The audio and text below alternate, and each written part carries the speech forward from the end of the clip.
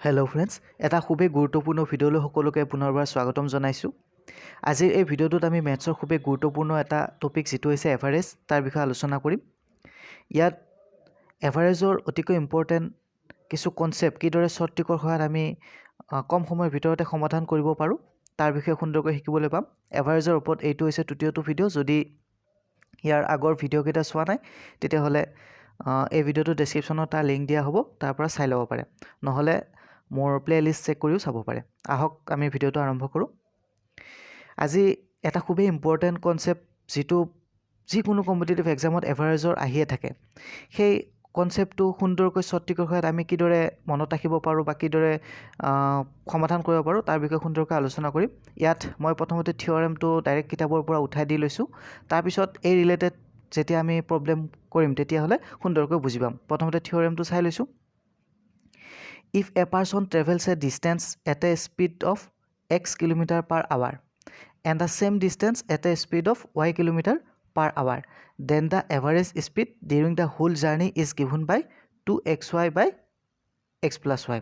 এইটো কথা মনত ৰাখিব। ইয়াত কি ক'লে যে কোনো এটা বস্তুৱে হওক বা যিকোনো গাড়ীয়ে হওক, যিয়ে নহওক আৰু বা এজন ব্যক্তিয়ে হওক, যদি এটা নিৰ্দিষ্ট ডিষ্টেঞ্চ x km/h স্পীডত ট্ৰেভেল কৰে আৰু ঠিক সেই ইকুৱেল ডিষ্টেঞ্চ অন্য এটা ইকুৱেল ডিষ্টেঞ্চ যদি তেওঁ অন্য এটা স্পীড y km/h ট্ৰেভেল কৰে, এতিয়া সুধিছে যে হোল জাৰ্ণিটোত তেখেতৰ এভাৰেজ স্পীডটো কিমান হ'ব। সেইটো হ'ব ফৰ্মুলাটো 2xy by x plus y। ইয়াত কণ্ডিশ্যনটো কি হ'ল? ইয়াত কণ্ডিশ্যনটো হ'ল যে দুইটা ডিষ্টেঞ্চ ছেম হ'ব লাগিব। প্ৰথম ডিষ্টেঞ্চ যিমান স্পীডত যায়, ছেকেণ্ড ডিষ্টেঞ্চখিনিও বেলেগ এটা স্পীডত যাওক কথা নাই, কিন্তু ডিষ্টেঞ্চটো একে হ'ব লাগিব। তেতিয়াহ'লে আমাৰ এই ফৰ্মুলাটো আমি ইউজ কৰিব পাৰিম। এতিয়া আমি এটা প্ৰব্লেম চাম, সুন্দৰকৈ বুজি পাম। ইয়াতে কুৱেশ্যন নম্বৰ 1টোত দিয়া আছে, if a person travels a distance at a speed of 10 km/h and the same distance, কথাষাৰ মনত ৰাখিব, same distance at a speed of 15 km/h, what is the average rate for the whole journey. এতিয়া আমাক সুধিছে গোটেই জাৰ্ণিটো তেখেতৰ average স্পীডটো কি হ'ব। ইয়াতে এটা কথা মনত ৰাখিব, ছেম ডিষ্টেঞ্চ হ'ব লাগিব আৰু পৰীক্ষাত ছেম ডিষ্টেঞ্চে আহিব। জাষ্ট আমাক স্পীডটো চেঞ্জ কৰি দিয়া থাকিব। এতিয়া যদি আমি এভাৰেজ স্পীড ওলাব লাগে, আমি ফৰ্মুলাটো গম পাইছোঁ কি ভি এভাৰেজ মানে স্পীডটো। এতিয়া এইটো ক্ষেত্ৰত কিয় প্ৰথমটো আমি এক্স বুলি ধৰিম আৰু যিটো ছেকেণ্ড আছে এইটোক আমি ৱাই বুলি ধৰিম। এতিয়া যদি আমি এনেকৈ ধৰোঁ তেতিয়া কি হ'ব, আমি ফৰ্মুলাত পেলাই দিলে 2xy মানে 2 × 10 × 15 বাই x plus y, অৰ্থাৎ 10 + 15 কিমান হ'ব? আমি ডাইৰেক্ট পাতি দিছোঁ, এইটো আৰু এটা লাইন এক্সট্ৰা নকৰোঁ, এইটো হ'ব 25। এতিয়া যদি আমি এইটো ছল্ভ কৰোঁ, ছল্ভ কৰিলে কি হ'ব?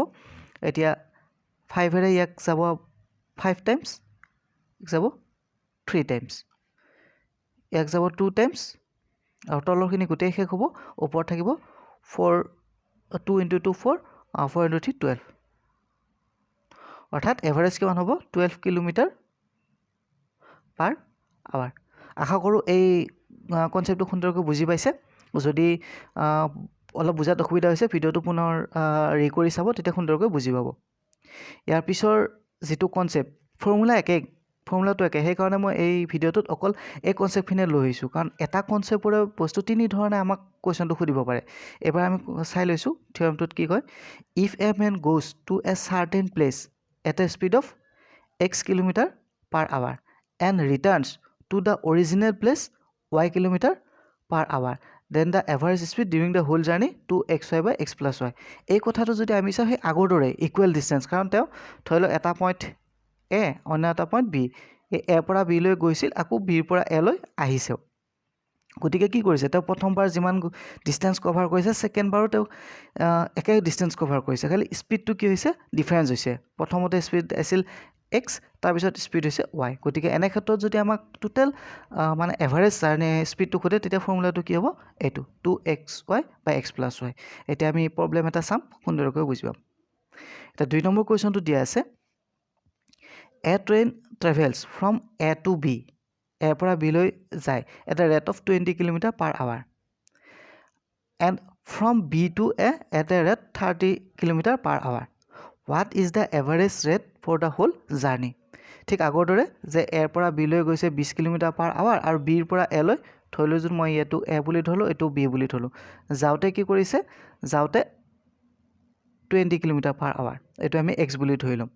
আৰু আহোঁতে কি আছিল, আহোঁতে আছিল 30 কিলোমিটাৰ পাৰ আৱাৰ, এইটোক আমি ৱাই বুলি ধৰি ল'ম। এইটো এক্স হ'ব আৰু তলতো ৱাই হ'ব। এতিয়া যদি আমাক এভাৰেজটো সোধে আমি কি কৰিম, ফৰ্মুলাটো ইউজ কৰি দিলে হ'ল, অৰ্থাৎ স্পীড এভাৰেজ যদি আমি ওলাব লাগে, ফৰ্মুলাটো হৈছে 2xy বা x + y। মই ওপৰখিনি অলপ মুচি দিছোঁ। 2xy 2 × 20 × 30 by x + y. x + y means 20 + 30 50। ইয়াৰ 0 কটা যাব, ওপৰত 5 4 টাইপছ যাব, কি হ'ব 4 × 3 12 12 × 2 কিমান হ'ব 24 কিলোমিটাৰ পাৰ আৱাৰ। আশা কৰোঁ এইটো সুন্দৰকৈ বুজি পাইছে। এইবিলাক একেবাৰে ইজি হয়। যদি আমি এনেকুৱা ট্ৰিকবিলাক বুজি নাপাওঁ তেতিয়াহ'লে এনেকুৱা প্ৰব্লেমবিলাক ছল্ভ কৰাত খুবেই কঠিন হৈ পৰে। আৰু যিহেতু কম্পিটিটিভ এক্সামত টাইম মেনেজমেণ্টটো সকলোতকৈ গুৰুত্বপূৰ্ণ কথা, গতিকে শ্বৰ্ট ট্ৰিকৰ সৈতে আমি এনেকুৱা কুৱেশ্যনবিলাক প্ৰেক্টিছ কৰিব লাগিব। এবাৰ থাৰ্ড যিটো কনচেপ্ট সেইটো চাওঁ। আমাক ফৰ্মুলা কিন্তু এটাই হয়, সেইকাৰণে এই কনচেপ্টটো আমাৰ কাৰণে ভাল হৈছে যে এটা ফৰ্মুলাতে আমি 3টা ধৰণৰ কুৱেশ্যন ছল্ভ কৰিব পাৰিম। If half of the journey is traveled at a speed of x kilometer per hour, the next half of at a speed of y kilometer per hour, then the average speed during the whole journey, এইটো কি হ'ব 2xy বা x + y। ইয়াত কি কৈছে, এটা ধৰি লওক কমপ্লিট জাৰ্ণি এৰ পৰা বিলৈ কৰিব লাগে, কোনো ব্যক্তিয়ে হওক বা কোনো বাছে হওক, যিকোনো নহওক। এতিয়া তাৰ হাফ জাৰ্ণিটো যদি আমি x কিলোমিটাৰ পাৰ ৱাই কৰোঁ আৰু যে নেক্সট হাফটো y কিলোমিটাৰ পাৰ আৱাৰ স্পীডত কৰোঁ, তেতিয়া আমাক যদি সোধে যে গোটেই হোল জাৰ্ণিটোত তেতিয়াহ'লে এভাৰেজ স্পীড কিমান হ'ব। ঠিক আগৰ দৰে ফৰ্মুলা। ইয়াত এটা কথা লক্ষ্য ৰাখিব, আমি তিনিওটা কনচেপ্টতে কি গম পালোঁ যে প্ৰথম ডিষ্টেঞ্চটো ছেকেণ্ড ডিষ্টেঞ্চৰ লগত একে হ'ব লাগিব। প্ৰথম ডিষ্টেঞ্চ যিমান যায় তাৰ পিছৰখিনিও যদি একে হয়, একে ফৰ্মুলা। প্ৰথমতে যিমান গ'ল তাৰপিছত আকৌ আগৰ অৱস্থালৈ ৰিটাৰ্ণ আহিলেও সেই একে হয়। এইটোত কি পালোঁ, প্ৰথম হাফটো যদি x কিলোমিটাৰ পাৰ আৱাৰত যায়, ছেকেণ্ড হাফটো যদি y কিলোমিটাৰ পাৰ আৱাৰত যায়, আমাৰ ফৰ্মুলাটো হ'ব এইটো। এতিয়া আমি ইয়াৰ প্ৰব্লেম এটা ছল্ভ কৰিম। এতিয়া কুৱেশ্যন নম্বৰ 3টো চাওঁ আমি। If half of the journey is traveled at a speed of 15 kilometer per hour, next half at a speed of 20 kilometer per hour, the average speed during the whole journey। এতিয়া আমি এইটো ইমান details কৈ নাথাকোঁ, কাৰণ আমি এই আগৰ দুইটা কনচেপ্টত ভালকৈ বুজি পাইছোঁ, গতিকে আমি ডাইৰেক্ট ফৰ্মুলাটো আমি ইউজ কৰিম। এতিয়া আমাক এভাৰেজ স্পীড লাগে, আমি কি ইউজ কৰিম 2 × xy। x মানে আমি প্ৰথমটো 15, তাৰপিছতো 20 by x + y, অৰ্থাৎ 20 + 15 কি হ'ব 35। এতিয়া যদি আমি এক ছল্ভ কৰোঁ, 5 ইয়াক যাব 3 টাইমছ, ইয়াক যাব 7 টাইমছ। এতিয়া যদি আমি চাওঁ, ওপৰত থাকিল 6 × 20 120 আৰু তলত থাকিব 7, গতিকে এভাৰেজ স্পীড হ'ব এইটো। যদি আমি কেলকুলেশ্যন কৰোঁ, যিটো পাওঁ সেইটো কি হ'ব ইমান কিলোমিটাৰ পাৰ আৱাৰ। গতিকে আশা কৰোঁ এইটো এটা সুন্দৰকৈ বুজি পাইছে। আজিৰ ভিডিঅ'টোত এই কনচেপ্টটোৱে সুন্দৰকৈ বুজাই দিয়া হ'ল, যাতে এভাৰেজৰ এনেকুৱা ধৰণৰ কুৱেশ্যন আহিলে আমি কেতিয়াও নাম্বাৰটো আমাৰ নাযায়। কাৰণ কম্পিটিটিভ এক্সামবিলাকত মেথছৰ মাৰ্কখিনিয়ে বহুখিনি ফেক্টৰ নিৰ্ভৰ কৰে, কাৰণ মেথছৰ মাৰ্কখিনি এটা গোটাগুটি মাৰ্ক হয়। ইয়াত শ্বৰ্ট ট্ৰিকৰ সহায়ত যদি আমি মেথছটো কৰিব পাৰোঁ, এনেকুৱা ধৰণৰ মেথছবিলাক, তেতিয়াহ'লে আমাৰ মাৰ্কটো অতি সোনকালে ওলাই আহে। এনেকুৱা ধৰণৰ মেথছ আহিলে আমি পেন পেপাৰ লৈ নকৰি মাইণ্ডতো এনেকুৱা কৰিব পাৰোঁ, কাৰণ আমাৰ ফৰ্মুলাটো মনত আছে 2 × xy by x + y, গতিকে মাইণ্ডতো কৰি উলিয়াব পাৰোঁ। আশা কৰোঁ এই ভিডিঅ'টোৰ পৰা যথেষ্ট উপকৃত হ'ব পাৰিছে। ইয়াৰ পিছৰ এটা ভিডিঅ'ত এনেকুৱা ধৰণৰ সুন্দৰ ট্ৰিক লৈ আৰু এটা নতুন কনচেপ্ট লৈ আহিম। গতিকে এনেদৰে ভিডিঅ'বোৰ সময়মতে পাই থাকিবৰ বাবে চেনেলটোৰ সৈতে জড়িত হৈ থাকিব, চেনেলটো ছাবস্ক্ৰাইব কৰি ৰাখিব। আৰু যদি ভিডিঅ'টো ভাল পাইছে তেনেহ'লে নিশ্চয় এটা লাইক কৰি দিব। ধন্যবাদ।